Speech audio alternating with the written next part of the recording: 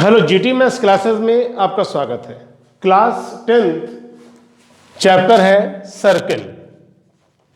कुछ क्वेश्चंस इस पे हमने लिखे हैं जिनको हम डिस्क्राइब करेंगे, आप इसको देखिए। पहला क्वेश्चन जो दे रखा है उसमें लिखा है two tangents P and P B are drawn to a circle with centre O from the external point P, prove that angle A P B is equal to angle O A B. देखिए, हो सकता है कि आपको ये लगे कि मैं आया डायरेक्ट क्वेश्चन पे चालू हो गया, कोई बेसिक कॉन्सेप्ट हम आपको नहीं देते हैं। तो उसका कारण ये है कि जो ये टाइम चल रहा है ये एग्जाम के आसपास का टाइम है, और मुझे ये लगता है कि जो चैप्टर मैं बता रहा हूँ वो ऑलरेडी आपने पढ़ रखे हैं, और उनके कॉन्सेप्ट यानी कि जो प्रॉपर्टीज है, टेंजेंट की प्रॉपर्टी या सर्किल की प्रॉपर्टी या जो भी चैप्टर में कराता हूँ वो प्रॉपर्टीज आपको क्लियर हो चुकी होती है। कुछ क्वेश्चंस ये दे देते हैं, वो इसलिए है कि ये क्वेश्चन मुझे ये लगता है कि ये एग्जाम के पॉइंट ऑफ व्यू से ज्यादा बेहतर है। तो उन क्वेश्चंस को मैं लिख रहा हूं, 6-7 क्वेश्चन यहां लिखे हैं, कोशिश करेंगे कि हम 12-14 क्वेश्चन करा लें। तो बोर्ड पे 7 क्वेश्चन आए, उनको नोट कर लिया, अब इन पे काम कर लेते हैं, ठीक है।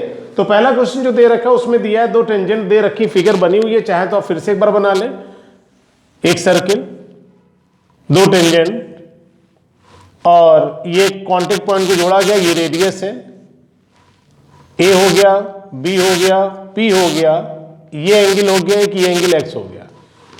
क्वेश्चन की डिमांड ये है कि angle A P B, angle A P B जो कि यहां पर एक्स दे रखा है, ये दिखाना है 2 times of angle O A B, यानी कि हमें इस एंगल का डबल इस एंगल को दिखाना है।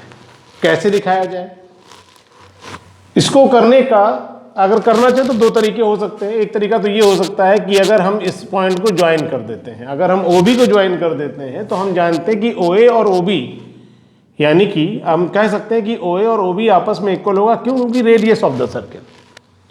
उसके बाद अगर ये 2 साइड इक्वल हैं तो हम लिख सकते हैं इन ट्रायंगल AOB में हम अगर काम करें तो OA और OB आपस में इक्वल है, जिसको हम रेडियस कह रहे हैं। और अगर ये 2 साइड इक्वल तो इनके opposite angle opposite of equal sides are equal.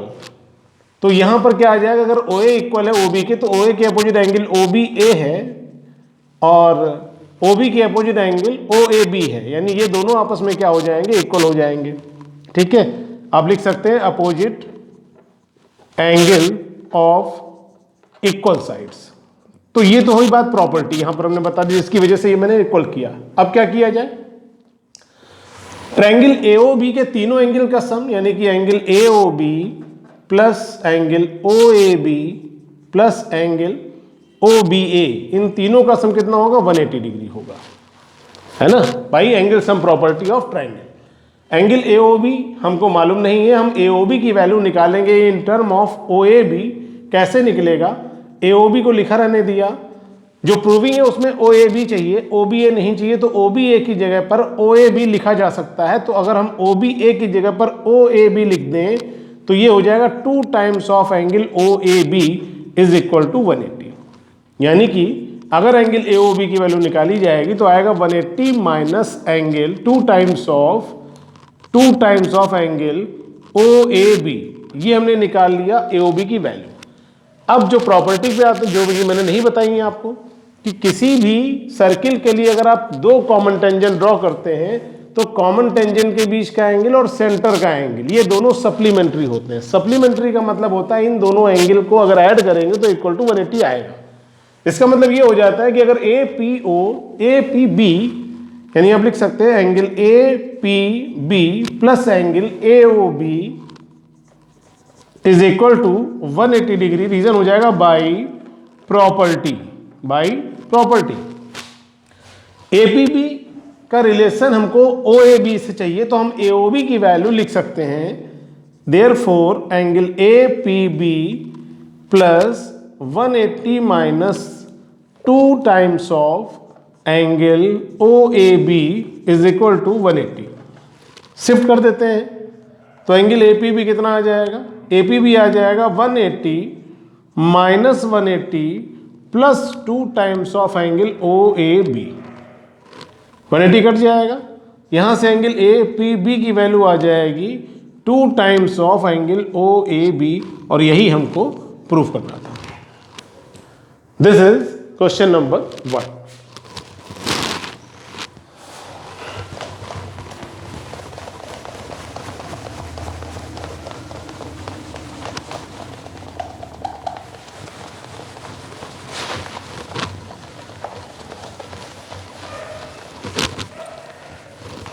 इसके बाद अगर हम बात करते हैं क्वेश्चन नंबर 2 की, तो इसमें दिया in the figure the incircle of triangle ABC touches the side BC CA AB at P Q and R respectively.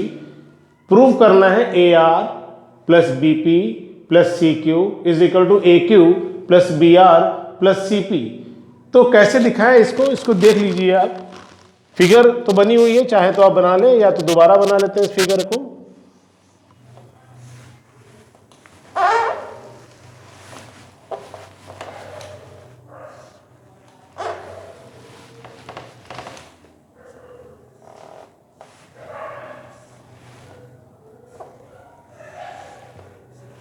ए हो गया, ए हो गया, बी हो गया, सी हो गया, पी हो गया, क्यू हो गया, आर हो गया। अब देखिए अगर क्वेश्चन के हिसाब से हम चले तो मुझे चाहिए ए आर। तो बताइए ए आर किसके इक्वल होगी? ए आर किसके इक्वल होगी? ए क्यू के इक्वल होगी। रीजन क्या होगा? Common tangent. कॉमन टेंजेंट की प्रॉपर्टी हम जानते हैं, common tangents are equal. A R बराबर ए क्यू। सेकेंड क्या है? बीपी। तो बीपी किसके इक्वल हो जाएगी? बीपी हो जाएगी बी आर के इक्वल। ठीक, कॉमन टेंजेंट, सेम प्रॉपर्टी। और थर्ड प्रॉपर्टी जो तीसरी इसमें है कंडीशन, वो सी क्यू दे रखी, तो सी क्यू इसके बराबर हो जाएगी, सी पी के इक्वल हो जाएगी। सी क्यू बराबर सी पी, इसकी प्रॉपर्टी भी कॉमन टेंजेंट आर इक्वल। अब अगर हम इनको ऐड कर देते हैं, ऐड इनको चाहिए, नंबरिंग कर दीजिए 1 2 एंड 3। 1 हो गई, 2 हो गई, 3 हो गई। आप लिख सकते हैं एडिंग 1 2 एंड 3। तो एक साइड में यानी कि लेफ्ट हैंड साइड में आ जाएगा A R plus B P plus C Q, जबकि एक साइड में आ जाएगा A Q plus B R plus C P.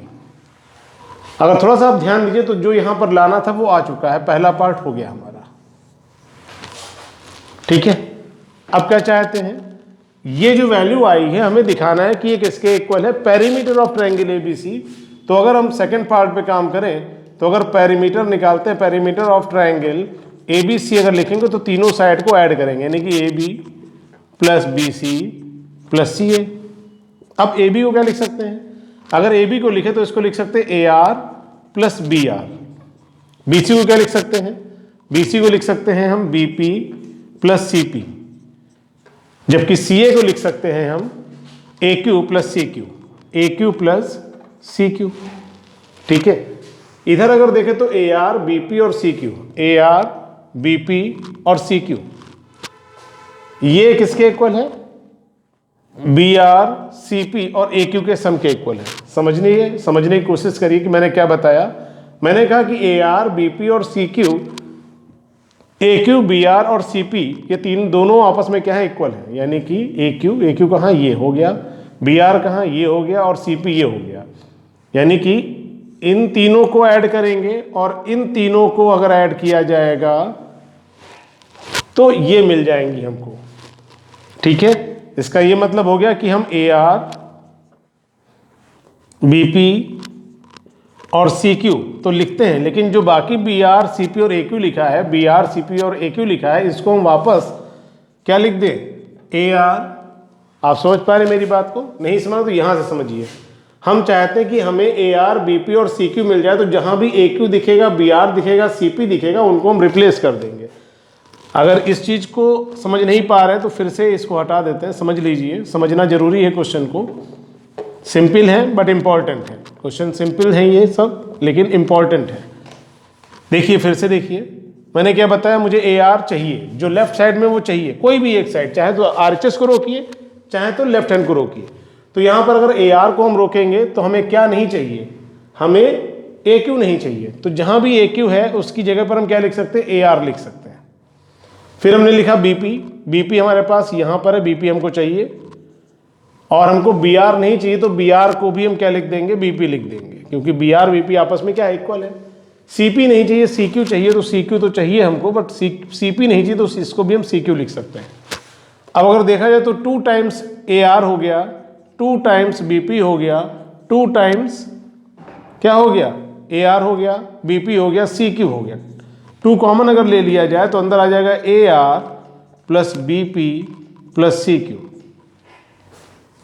ठीक है, तो क्या हो जाएगा? ये 2 कहाँ जाएगा? अपॉन में आ जाएगा, तो यह हो जाएगा देयरफॉर हाफ। ये 2 अपॉन में जाएगा तो ये हो जाएगा half perimeter of triangle ABC is equal to AR plus BP plus CQ। यानी हमने ये दिखा दिया कि AR, BP और CQ को ऐड करने पर क्या आएगा, ट्रायंगल ABC का हाफ आ जाएगा। यानी कि जो भी पेरीमीटर होगा ट्रायंगल ABC का उसका हाफ हो जाएगा।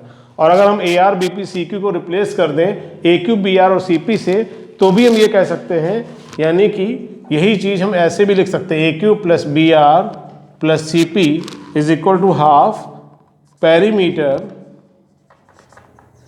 Of triangle ABC। तो इस तरीके से ये हमारा क्वेश्चन नंबर 2 हो गया। ठीक है,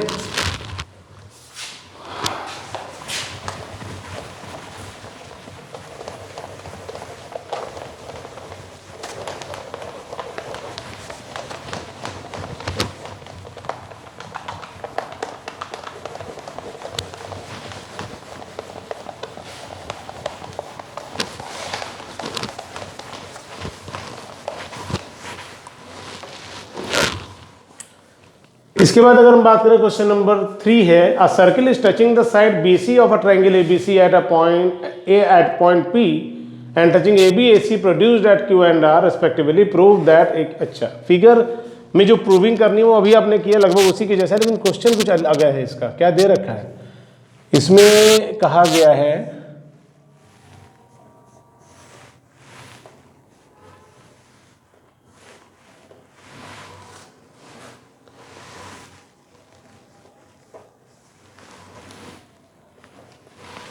क्वेश्चन में कहा गया है कि अ circle is touching the side BC, BC को टच करता है किस पॉइंट पे, P पे, जबकि AB को एक्सटेंड करने पर कहीं टच करता है और AC को भी कहीं बढ़ाने पर टच करता है। वो कौन से पॉइंट दे रखे हैं, वो दे रखे हैं यहाँ पर Q एंड R, AB को Q पे और इधर R पे। प्रूव करना है AQ is equal to half perimeter of triangle ABC। देखिए पहला काम समझिए, हमें जो प्रूफ करना है वो लिख लेते हैं। इसमें हमें दिखाना है कि AQ की जो वैल्यू होगी वो half perimeter of triangle ABC। पहला काम क्या हो जाएगा, हम जानते हैं कि टेंजेंट AQ और टेंजेंट AR आपस में इक्वल होगी, कॉमन टेंजेंट आर इक्वल। ठीक है, और भी काम हो सकता है, अगर हम इन टेंजेंट को देखें, ये भी तो टेंजेंट है, यानी कि हम लिख सकते हैं BQ बराबर BP। सिमिलरली इधर देखें, ये इधर बराबर, तो यहां क्या आ जाएगा, CP बराबर CR। ये इन सब के लिए रीजन क्या होगा, कॉमन टेंजेंट, कॉमन टेंजेंट। इतनी बात क्लियर होगी। अब हम बात करते हैं पेरीमीटर की। अगर ट्रायंगल के पेरीमीटर पे काम करें, यानी कि पेरीमीटर ऑफ ट्रायंगल ABC, तो ये तीनों साइड को ऐड, यानी कि AB plus AC plus BC। अब देखिए क्या कर सकते हैं, हमें जो चाहिए वो हमें AQ चाहिए। AQ किसके बराबर है, AR के बराबर है। पहला काम, चलिए AB तो AB है, AB को चाहे तो हम ब्रेक कर लें, लेकिन अभी जरूरत नहीं है। AB को AC रहने देते, AC को AC रहने देते हैं। BC को लिख सकते हैं BP plus CP, BP plus CP। और BP को क्या लिख सकते हैं, BQ, BP को क्या लिख सकते हैं BQ, CP को क्या लिख सकते हैं CR। तो यहाँ क्या आ जाएगा, AB प्लस AC, BP को लिख दिया हमने BQ और CP को लिख दिया हमने CR। अब आप देखो, अगर AB में BQ ऐड हो जाए, अगर AB में BQ ऐड हो जाए और AC में CR ऐड हो जाए, अगर AB में BQ ऐड हो जाए और AC में CR ऐड हो जाए, तो AB और BQ मिलके क्या हो जाएगा, AQ हो जाएगा। जबकि AC और CR मिल जाए तो AR हो जाएगा।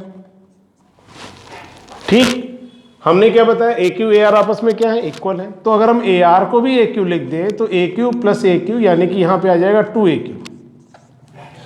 2AQ किसके इक्वल है, पेरीमीटर ऑफ ट्रायंगल ABC। तो ये 2 अपॉन में आ जाएगा, यानी हो जाएगा half perimeter of triangle ABC is equal to AQ। यानी कि यहां पर क्या लिखा था, यहां पर लिखा था perimeter of triangle ABC is equal to, आया 2 टाइम्स ऑफ AQ, तो ये 2 अपॉन में आ जाएगा, तो ये हो जाएगा half perimeter of triangle ABC is equal to AQ। ये था आपका क्वेश्चन नंबर 3। इसके बाद हम आगे क्वेश्चन नंबर 4 पे।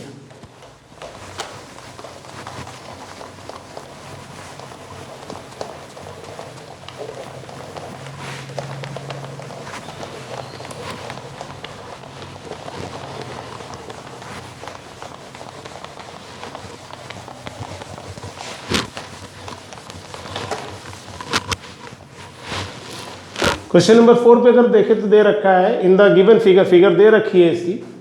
इन the given figure ABC the right angle triangle with AB6 AC8 a circle with centre O has been inscribed inside the triangle, calculate R।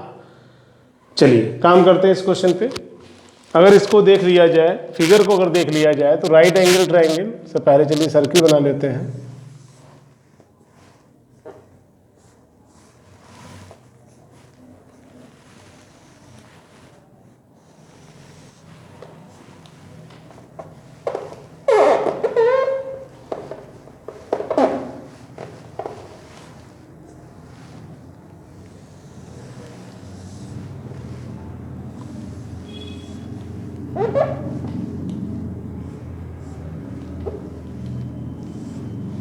मान लीजिए सर्किल हो गया, राइट एंगल ट्रायंगल है, ये 90 डिग्री एंगल दे रखा है यहाँ पर।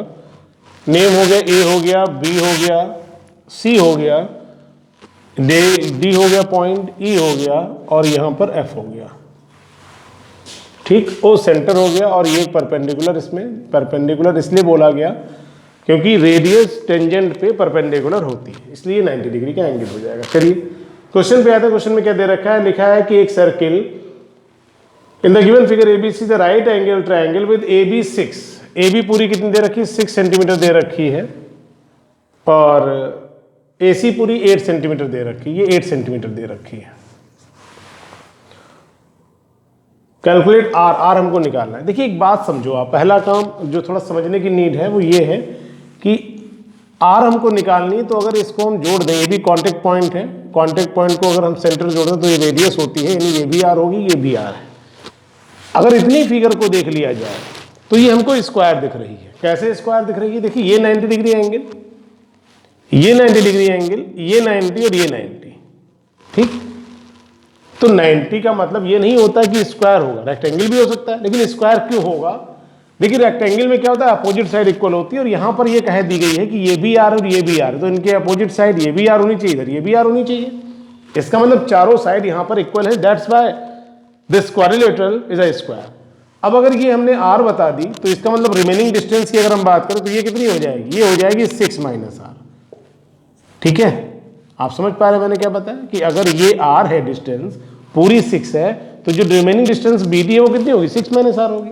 यहां पर अगर देखें तो AF कितनी R है तो CF कितनी हो जाएगी? ये 8 माइनस R हो जाएगी। ठीक, लेकिन हमें तो अभी इससे तो कोई फायदा मिल नहीं रहा। फायदा किससे मिलेगा? फायदा मिलेगा BC से। तो पहले BC निकाल ले। तो पाइथागोरस अगर लगाएंगे तो BC square is equal to हो जाएगा AB square plus AC square. BC हमको मालूम नहीं है, AB दे रखी है, AB कितनी दे रखी? 6, जबकि AC दे रखी 8, तो BC square is equal to हो जाएगा 36 प्लस 64, ऐड करने पे 100 आएगा। बी और BC स्क्वायर 100 है तो BC कितना आ जाएगा? 10 आ गई, यानी BC पूरी कितनी होगी? 10 होगी। अब काम करेंगे जो हमें करना है, जिसपे हमें R मिलेगा।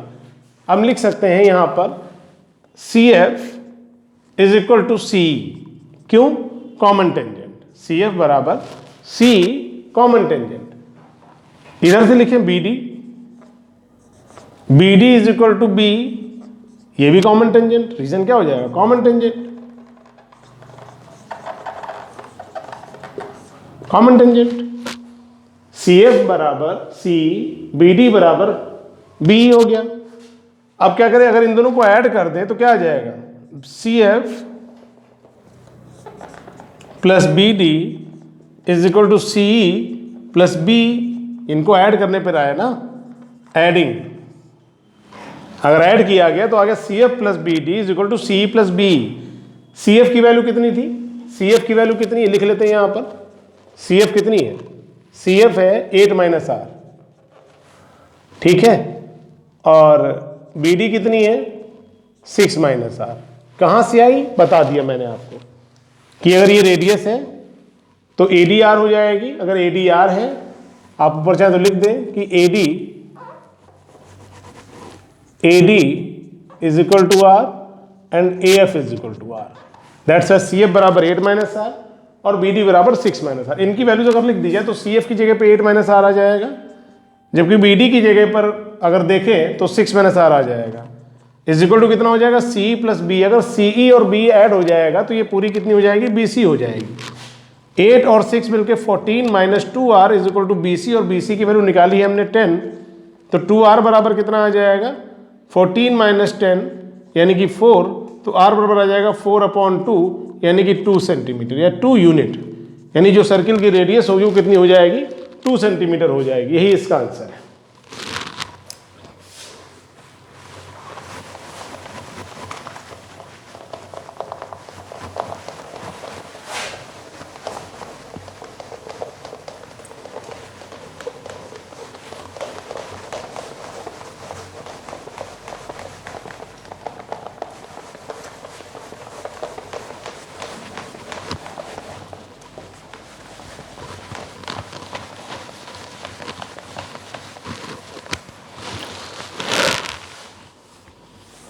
इसके बाद अगर बात की जाए तो क्वेश्चन नंबर 5 लिखा है कि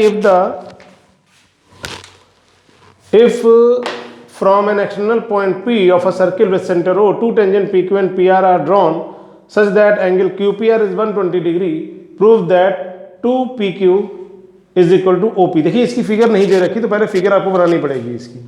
अगर फिगर बनाए तो क्या बनेगी फिगर, इसको समझ लीजिए। दो टेंजेंट है और दोनों के बीच का एंगल कितना है, 120 डिग्री। 120 एंगल, इसका मतलब क्या हुआ, कुछ इस तरीके से ज्यादा क्लोज होगा क्योंकि 120 एंगल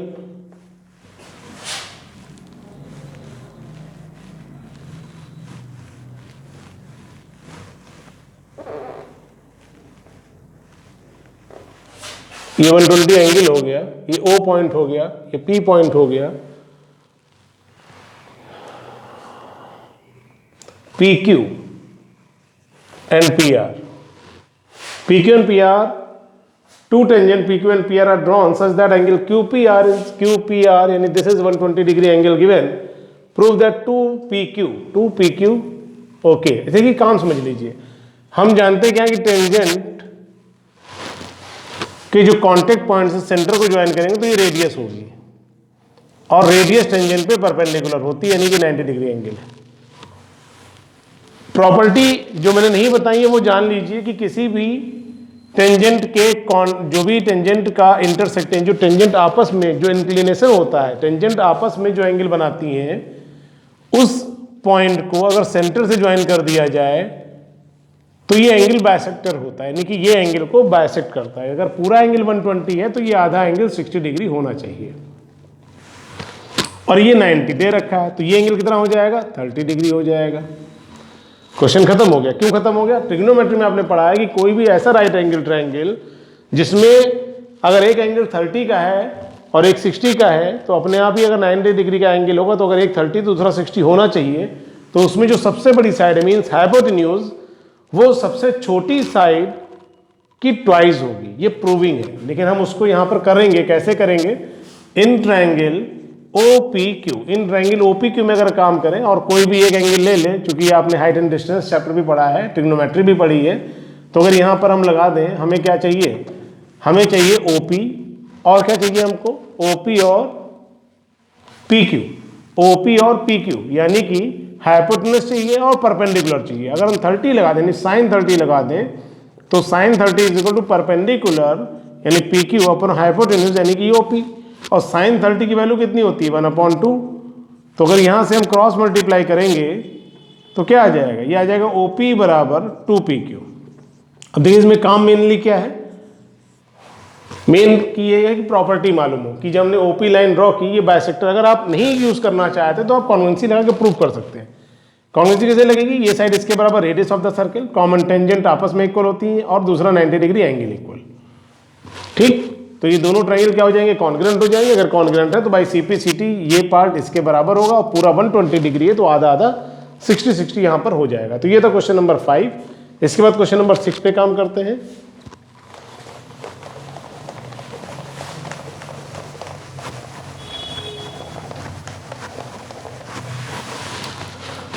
इसमें दिया है कि एक quadrilateral ABCD is drawn to circumscribe a circle as shown in figure, prove that AB plus CD is equal to AD plus BC। Question में कुछ भी नहीं, फिगर बार बार बनाने की जरूरत नहीं, फिगर बनी हुई है। अगर इसमें देख लिया जाए तो यहाँ पे कॉमन टेंजेंट की प्रॉपर्टी लगाने से पहले ये देख लीजिए कि हमारे लेफ्ट हैंड में क्या है, हमें AB और CD चाहिए। तो AB के दो पार्ट क्या क्या है, AB के दो पार्ट है AP और BP। तो AP किसके इक्वल, AP किसके इक्वल, AP AS के इक्वल, और BP किसके इक्वल, BP इक्वल BQ के। रीजन सब में क्या है, कॉमन टेंजेंट। और उसके अपोजिट क्या था, CD है। CD के दो पार्ट, एक तो CR एक DR। तो CR किसके इक्वल, CR CQ के इक्वल, जबकि DR DS के इक्वल। रीजन सबके लिए कॉमन टेंजेंट।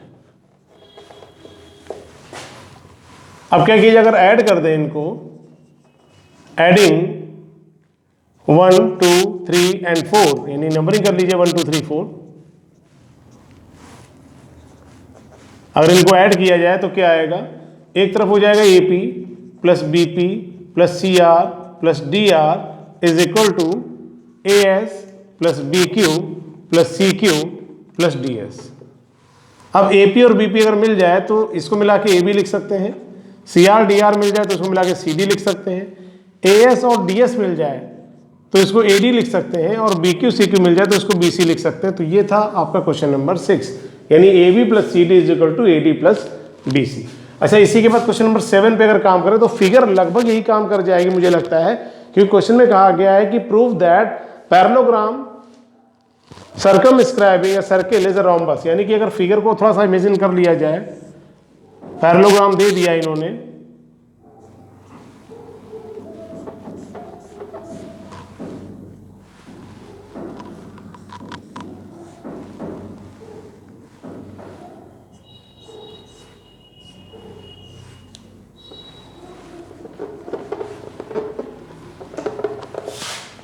कुछ इस तरीके का पैरेललोग्राम मान लिया हमने, ABCD अगर पैरेललोग्राम है।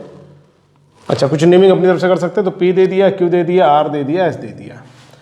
देखिए अभी कुछ इसी तरीके की फिगर थी, वहां पे क्वाड्रिलेटरल लिखा था जो ऊपर हमने काम किया, और यहाँ पे पैरेललोग्राम कह दिया। काम वही करना जो अभी हमने किया, नहीं इतना काम अब करना पड़ेगा कि AP बराबर AS, BP बराबर BQ, CR बराबर CQ और DR बराबर DS। ये लिखने के बाद इनको ऐड करेंगे और यहाँ तक पहुँच जाएंगे।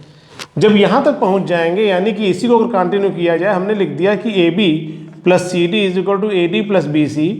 तो अब ये बताइए क्या AB और CD आपस में इक्वल होंगी? इक्वल होंगी। क्यों? क्योंकि ये क्या है, पैरेललोग्राम है। पैरेललोग्राम की अपोजिट साइड इक्वल होती है, तो CD को भी हमने AB लिख दिया, और AD को क्या लिख सकते हैं, BC लिख सकते हैं, यानी दोनों आपस में इक्वल है। तो AD को भी अगर BC लिख दे तो BC प्लस BC हो जाएगा। इनको ऐड करने पे 2AB आ जाएगा, जबकि इसको ऐड करने पे 2BC आ जाएगा। 2 कैंसिल आउट कर दे तो AB बराबर BC आ गया।